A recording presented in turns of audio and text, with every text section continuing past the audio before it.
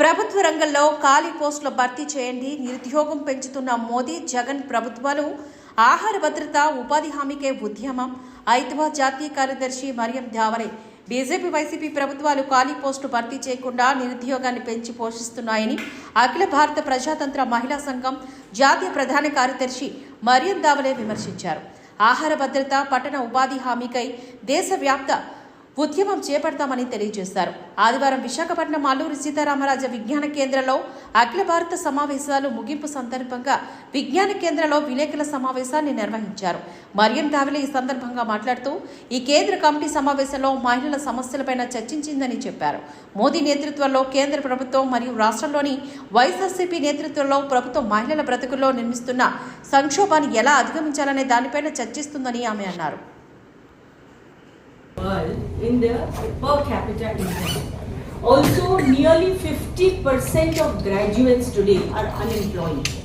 Those who are employed are going out of jobs is because of privatization.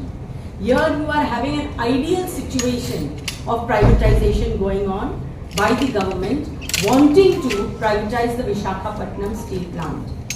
And it is doing this all over the country. It is not filling up vacancies and women are being pushed into the unorganized sector.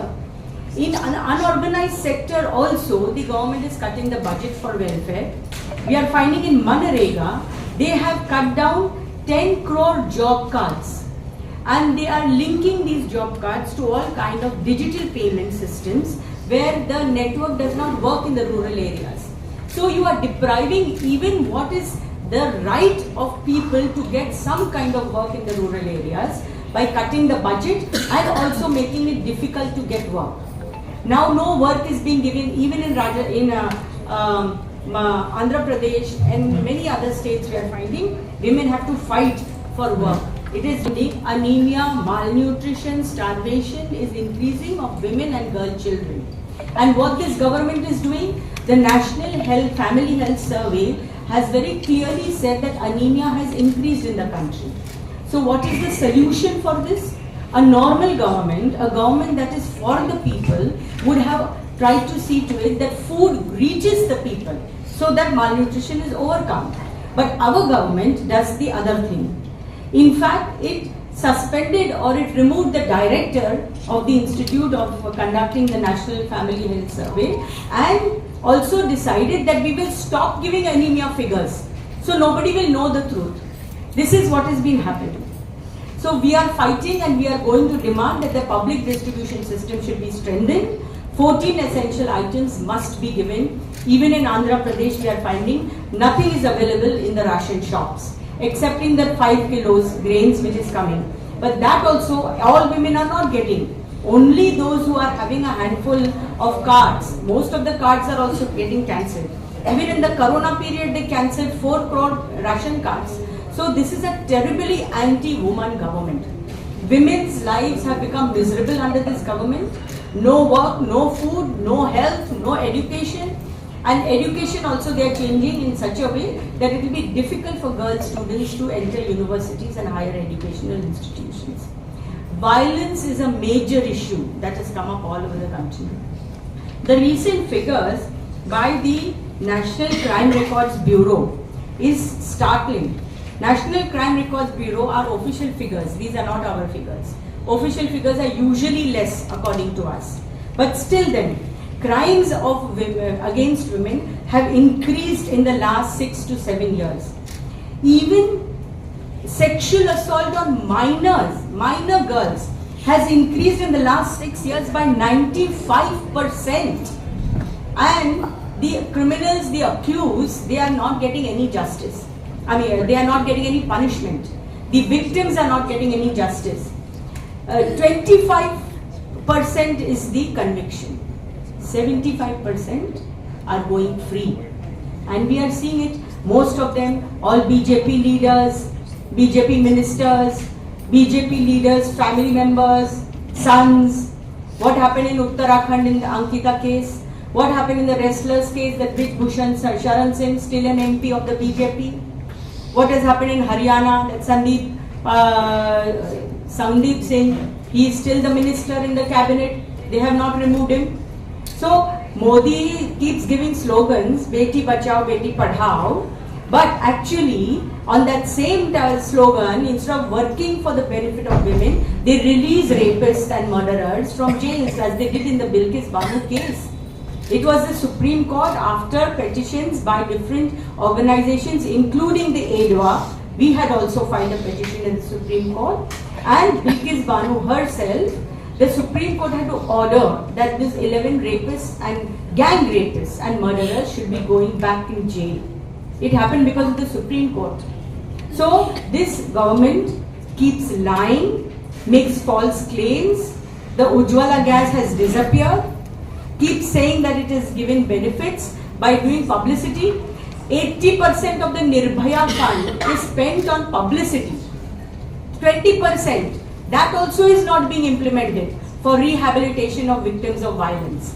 So all these issues, and one very major issue we have taken up, we have passed resolutions supporting the farmer struggle, condemning the repression by the government, and we sent condolences to the family of the farmer who was killed in the police firing. We have also supported the calls given by different organizations and have called for the defeat of the anti-people, pro-corporate, pro-communalism, anti-women BJP RSS government at the center in the upcoming Lok Sabha elections. We have also passed a resolution condemning the TMC government for supporting the criminals in the Sandesh Khali atrocity. Ramakrishna junction దాటి రైతు బజార్ ప్రక్కన urban police station ఎదురుగా ఉన్న రోడ్లు మరమ్మతు చేయాలని CITU నాయకులు ఎం సుబ్బారావు గారి ఆధ్వర్యంలో నిరసన కార్యక్రమం జరిగింది. గత చాలా కాలం నుంచి రోడ్లు పూర్తిగా పాడైపోయినప్పటికీ కూడా మరమ్మతుకి నోచుకోలేని ఈ సందర్భంగా ఇటీవల కాలంలో ద్విచక్ర వాహనం పైన ప్రయాణించేవారు యాక్సిడెంట్లు జరగడం, దీనిలో భాగంగా ఓ గర్భవతి కూడా పడిపోవడం జరిగింది. ఈ రోడ్డు అటు పోటు వైపు గాని చావులమదం, కంచరపాలెం, డాక్వర్డ్, హెచ్పీసీఎల్ వైపుకు ప్రధాన రహదారి, అంతేకాకుండా మెయిన్ మార్కెట్ నుంచి పూర్ణ మార్కెట్కు కూరగాయలు రవాణా చేయవలసిన రిక్షాలు గాని, ఆటోలు గాని, కేజీహెచ్, వీజీహెచ్ కు వెళ్లే వరకు ఈ రోడ్లు ప్రధానమైన రోడ్లు. ఈ రోడ్ల మరమ్మతు చేయకపోవడం, ద్విచక్ర వాహనాలు పాడవడం, ప్రయాణం చేసేవారికి వెన్నుముక సమస్యలు రావడం మనం గమనించాం.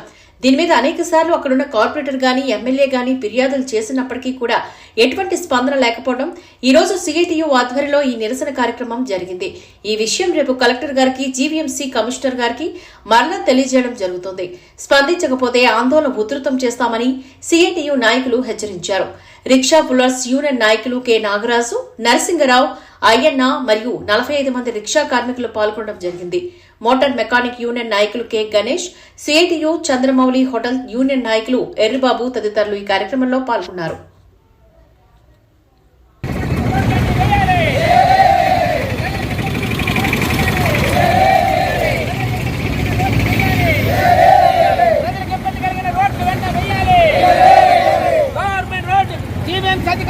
కార్మికులమండి.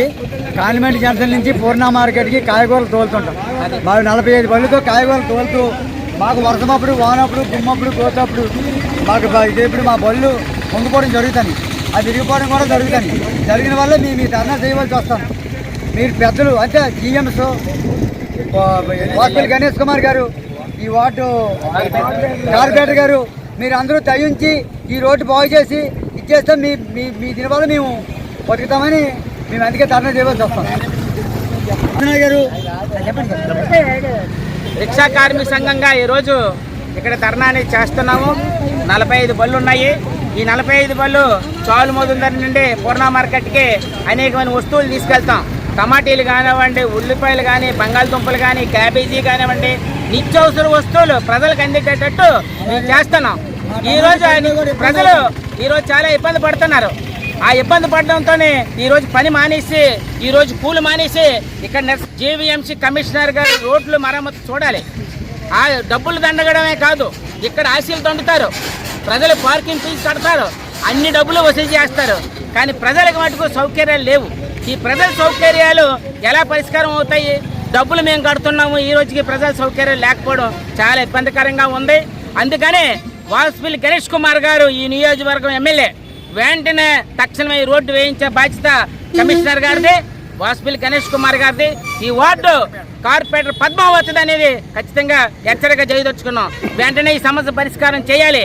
లేదా మంగళవారం నాడు వాసుపల్లి గణేష్ కుమార్ గారు ఎక్కడ ప్రజా దర్బార్ ఉంటే అక్కడ ప్రజా దర్బార్కి వెళ్ళి మేము అడ్డుకుంటాం, మా సమస్య పరిష్కారం చేయాలని హెచ్చరిక చేయడం అనేది జరుగుతుంది. అందుకని ఈరోజు మా సమస్య పరిష్కారం చేయాలనేది ఈరోజు తెలియపరుస్తున్నాం.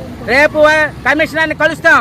అయ్యా మా సమస్య పరిష్కారం చేస్తారా, చేయరా, ప్రజలు ఇబ్బంది పడుతున్నారు, అనేక మంది రోడ్లు పడిపోయి కాళ్ళు విరిగిపోయి నడుము విరిగిపోయి కేజెచ్లో ఉన్నారు హాస్పిటల్లో, కావాలంటే మేము చూపిస్తాం రమ్మనేసి తెలియపరుస్తున్నాం కూడా. నిన్నటికి నిన్న ఒక గర్భిణీ స్త్రీ పడిపోయింది, అత్యంత దుర్మార్గంగా దెబ్బ తగిలింది. మరి ఎవరు ఆదుకుంటారు అవన్నీ? అసలు జీవీఎంసీ కమిషనర్ ఆదుకుంటాడా? ఈ రాష్ట్ర ప్రభుత్వం ఆదుకుంటుందా? వాసుపల్లి గణేష్ కుమార్ ఆదుకుంటాడా? పద్మావతి ఆదుకుంటుందా అని చెప్పాలి. అసలు ఇక్కడ ఆర్బర్ పోలీస్ స్టేషన్ ఉంది, ప్రజలు అనేక మంది తిరుగుతుంటారు, అనేక మంది డ్యూటీలకు వెళ్తుంటారు, అయినా ప్రజలకు ఇబ్బంది కలుగుతుంది. హెచ్పిసిఆర్కి, డాక్యార్డ్కి, ఎన్ఐడికి, ఎన్ఎస్టీలకి కింద వెళ్తారు, కోర్టుకి వెళ్తారు. అంత ప్రజలు ఇబ్బంది పడుతుంటే ఈరోజు ఇప్పటికీ పట్టించుకోకపోవడం అత్యంత దుర్మార్గంగా ఈరోజు ఈ రాష్ట్ర ప్రభుత్వం కానివ్వండి, జీవీఎంసీ అధికారి కానివ్వండి ఉన్నారు.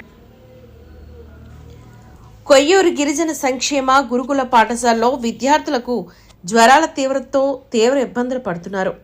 కొర్ర ప్రవీణ్, కొర్ర ప్రశాంత్, జాన్ బాబు, జశ్వంత్ బన్నీలకు జ్వరం తీవ్రత ఎక్కువగా ఉండడంతో మెరుగైన వైద్యం నిమిత్తం విశాఖపట్నం కేజీహెచ్కు తరలించి వైద్య సేవలను అందిస్తున్నారు.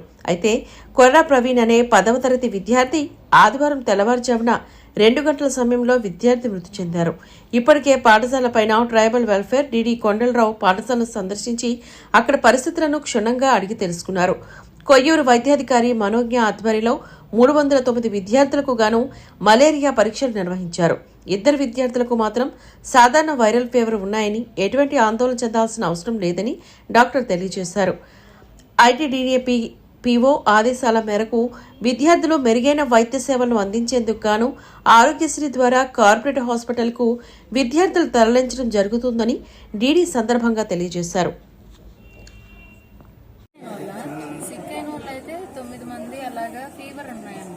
9 మందికి ఫీవర్ ఉందండి. ఫీవర్ ఈ రోజు కొత్తగా ఐడెంటిఫై అయిన ఫీవర్ కేసెస్ 2. ఆ 2 కూడా స్టేబుల్ గానే ఉన్నారు. ఒక్కరిని మాత్రమే ఆ ఫీవర్ కొంచెం కంట్రోల్ అవ్వట్లేదు. అండ్ ఒక 2-3 ఏంటంటే ఒక 2 రోజులుగా ఫీవర్ కంట్రోల్ అవ్వట్లేదు. అలా ఒక 3 ఫీవర్ కంట్రోల్ అవ్వని వాళ్ళని కేజీహెచ్కి పంపిస్తున్నాం. చేస్తారు మేడం, పంపిస్తున్నారు. దారిలో ఉన్నారండి, అంబులెన్స్ ఇచ్చాను. ముగ్గురిని పంపించాము. అయితే మిగతా వాళ్ళకి చిన్నవి కోల్డ్, కాఫ్, స్కిన్ ఇన్ఫెక్షన్స్, ఒక 4 అలాగా గవద బిళ్ళలు ఉన్నాయి. కండిషన్ అయితే ఇక్కడ ఉన్న వాళ్ళందరూ స్టేబుల్ గానే ఉన్నారు, పర్వాలేదు. అంటే పిల్లలందరికీ చెక్ చేస్తున్నారు మేడం? పిల్లలందరికీ చెక్ చేస్తున్నారా? పిల్లలందరికీ చెక్ చేస్తున్నారు. పిల్లలందరికీ మలేరియా టెస్ట్లు అవుతున్నాయి. ఇప్పుడు వీళ్ళకి పాజిటివ్ ఏమొచ్చినట్టు మేడం? ఇప్పుడు సిక్ అయిన వాళ్ళకి మరి రోజు మలేరియా టెస్ట్ లో ఒక్కటి కూడా పాజిటివ్ రాలేదండి, అన్ని నెగిటివే. అంటే మీ అంతరాకి ఏమై ఉండొచ్చు అంటారు? మరి అందరికి అంటే కొంతమందికి స్క్రబ్ టైఫస్ పాజిటివ్ వచ్చింది, కొంతమందికి డెంగ్యూ పాజిటివ్ వచ్చింది. అవునా, డెంగ్యూ వచ్చిందా? డెంగ్యూ వచ్చింది. అంటే మన దగ్గర నెగిటివ్ ఉన్నాయి, వాళ్ళ కేజీహెచ్కి టెస్ట్ చేయించినప్పుడు అక్కడ పాజిటివ్ వచ్చింది.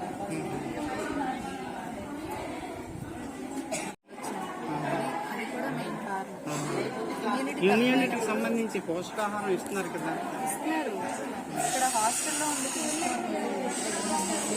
పర్యవేక్షణ ఏమైనా లోపం అంటారా? ఇమ్యూనిటీ అది న్యూట్రిషన్ ఇవ్వడంలోని అధికారుల పర్యవేక్షణ ఏమైనా లోపం అంటారా? ఇక్కడ న్యూట్రిషన్ అయితే అందుతుందని భావిస్తున్నారా మీరు? ఎప్పుడు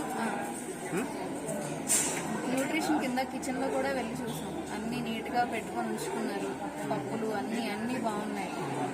పప్పు చెక్కలు కానీ, చెక్కీలు ఇలాంటివన్నీ కూడా ఇస్తున్నారు. పాలు, గుడ్లు, రోజు ఉదయం పాలలో మిరియాలు కూడా వేసేస్తున్నామని చెప్పారు. వాళ్ళు చెప్తారులేండి మేడం, వాళ్ళు చెప్పేది వేరు, మనం అబ్జర్వ్ చేసేది. మాకి లోనికి వెళ్ళి ఇటీవల కాలంలోనైతే హెల్త్ వర్కర్లు ఉండేవారు ప్రతి వసతి గృహానికి. ఇక్కడ ఉన్నారు. ఉన్న వసతి గృహాలు గవర్నమెంట్ తొలగించింది. ఇటీవల కాలంలో చూసుకున్నట్టయితే వసతి గృహాల్లో ఇంచుమించుగా ఆదివాసీ విద్యార్థులు ఒక 40 మంది వరకు చనిపోయారు. ఏజెన్సీ 11 మండలాన్ని మనకి రీసెంట్గా పలకజీలో కూడా ఒక బాబు చనిపోయాడు. అక్కడైతే క్లియర్గా అర్థమైపోయింది అక్కడ ఉన్నటువంటి వార్డెన్ సరిగా చూసుకోవట్లేదు అనేది సస్పెండ్ కూడా అయ్యాడు. విశాఖ ఆర్కే బీచ్ సమీపంలో సబ్మెరైన్ వద్ద ఫ్లోటింగ్ బ్రిడ్జ్ ను వైసీపీ ఉత్తరాంధ్ర రీజనల్ కోఆర్డినేటర్ సుబ్బారెడ్డి, మంత్రి అమర్నాథ్ ఆదివారం ప్రారంభించారు. తీరం నుంచి 100 మీటర్లు సముద్రం లోపలికి ఈ బ్రిడ్జ్ ఉంటుంది. దీని మీద నడుస్తూ వెళ్తుంటే తెలియని అనుభూతి పొందుతున్నట్లుగా పర్యాటకులు చెప్తున్నారు. ఈ ఫ్లోటింగ్ బ్రిడ్జ్ ఎక్కాలంటే పెద్దలకు 100 రూపాయలు, పిల్లలకు 70 రూపాయల రుసుము చెల్లించాల్సి ఉంటుంది. ఎంతో సుందరమైన నగరంగా అభివృద్ధి చెందుతూ చేస్తున్నాం. దాంట్లో భాగంగా విశాఖ బీచ్లో సుమారు 1,20,00,000 రూపాయలతో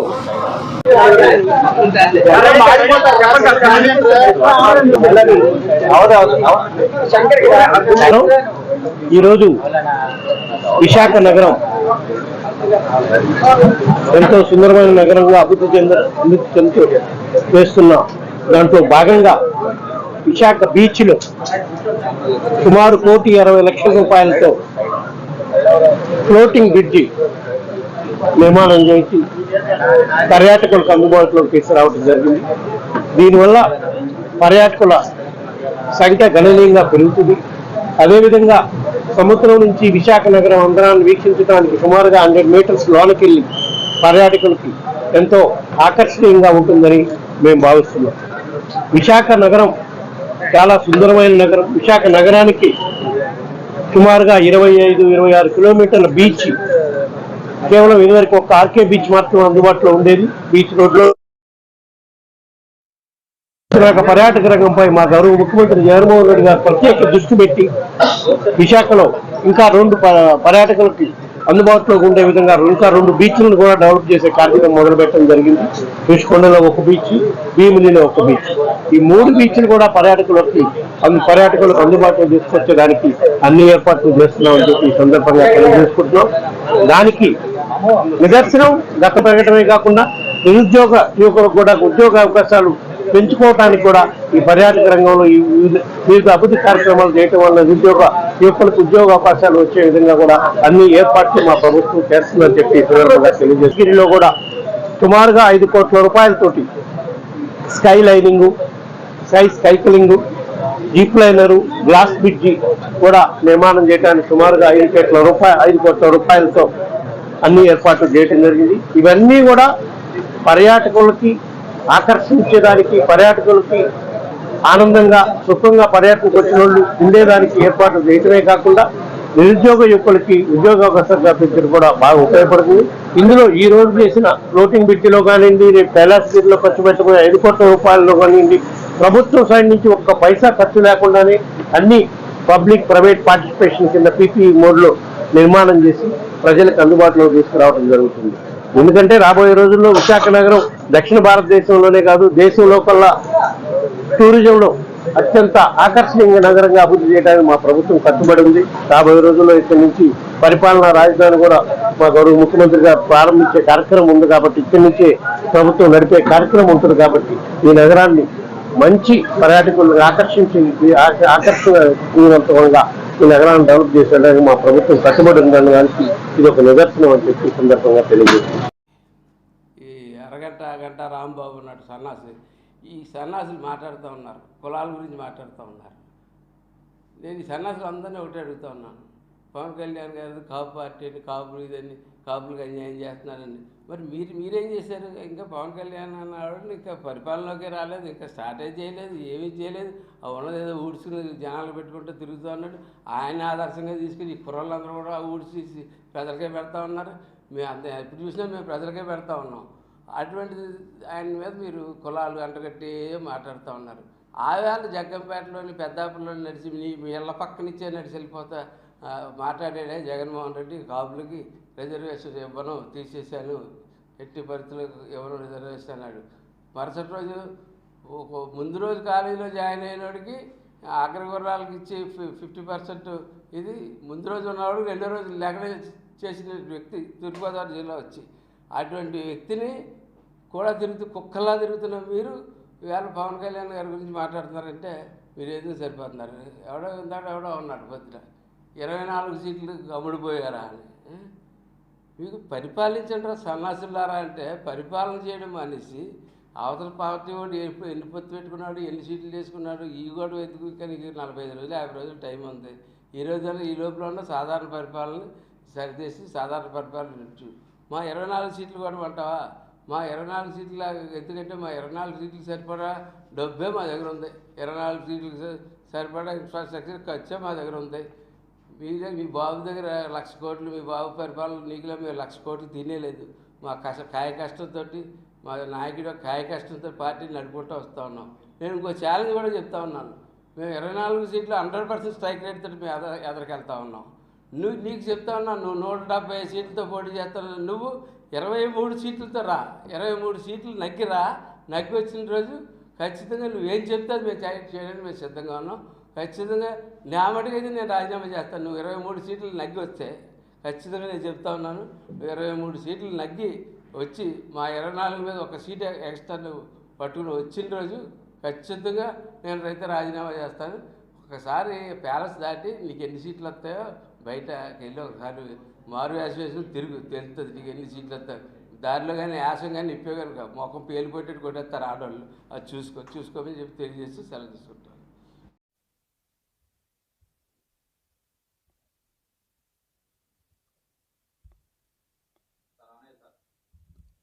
అందరికీ నమస్కారం.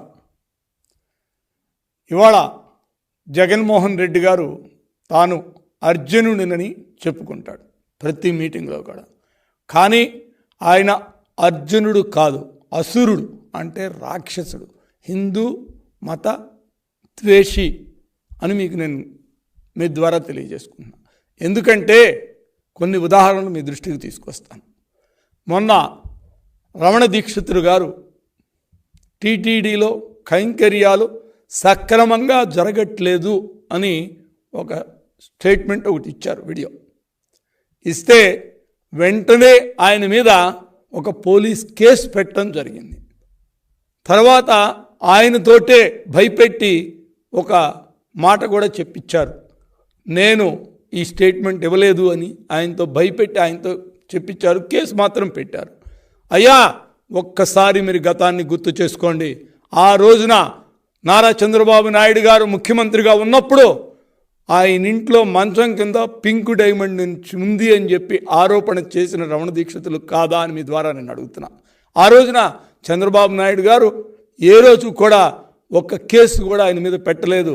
ఎందుకంటే వాస్తవాలు ప్రజలే తెలుసుకుంటారన్న ఉద్దేశంతో ఆయనకి హిందూ మతం మీద, తిరుమల తిరుపతి వెంకటేశ్వర స్వామి మీద ఉన్న గౌరవంతో ప్రధాన అర్చకుడుగా గుడిలో ఆయన నిర్వర్తించే కార్యక్రమాలు అవన్నీ చూసిన తర్వాత ఇలాంటి వాళ్ళ మీద మనం కామెంట్ చేయటం, వాళ్ళేమన్నా ఒక మాట అంటే వాళ్ళ మనాన్ని వాళ్ళే పోతారు, దాని మీద మనం పట్టించుకోవాల్సిన అవసరం లేదు. మనం ఎంత న్యాయంగా ఉన్నాం, ఎంత నీతిగా ఉన్నాం, వెంకటేశ్వర స్వామి పట్ల మనకి ఎంత భక్తి భావం ఉంది, అక్కడ గుడిలో జరిగే కార్యక్రమాలు సక్రమంగా మనం చేస్తున్నామా లేదా, ఎవరైనా రాజకీయ ప్రయోజనాల కోసం ఎవరైనా మాట్లాడితే దాన్ని అంత తీవ్రంగా తీసుకోవాల్సిన అవసరం లేదు.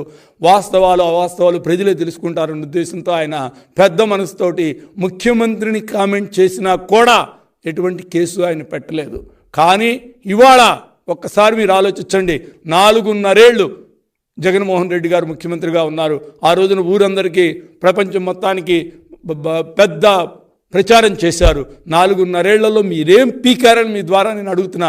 నిజంగా ఉంటే ఎక్కడుందో తీసుకొచ్చి చూపెట్టే పరిస్థితి మీకు ఉంది కదా. అధికారం మీ చేతిలో ఉంది, అన్నీ మీ చేతిలో ఉన్నాయి. లేని కేసుల్లోనే మీరు తీసుకెళ్లి జైలులోకి పంపించే పరిస్థితిలో ఉన్నారు. అందరినీ కూడా చివరికి నారా చంద్రబాబు నాయుడు గారిని కూడా 53 రోజులు రాజమండ్రిలో ఉంచినటువంటి పెద్ద మనుషులు. నిజంగానే అలాంటిదైతే మా దగ్గర ఉంటే ఎందుకు మీరు బయట పెట్టలేకపోయారు? లేనిది ఉన్నట్టుగా చెప్పి ఎలక్షన్లో వాడుకోవటం అనేది మీ యొక్క పద్ధతిని ప్రజలందరూ కూడా గమనించారు. అలాంటి రమణ దీక్షితులు గారు అంత మాట అన్నా కూడా చంద్రబాబు నాయుడు గారు పెద్ద మనసుతో వదిలేస్తే నేను హిందూ మతం మీద విశ్వాసం ఉండే వాళ్ళకి, హిందూ మతం మీద గౌరవం ఉండే వాళ్ళకి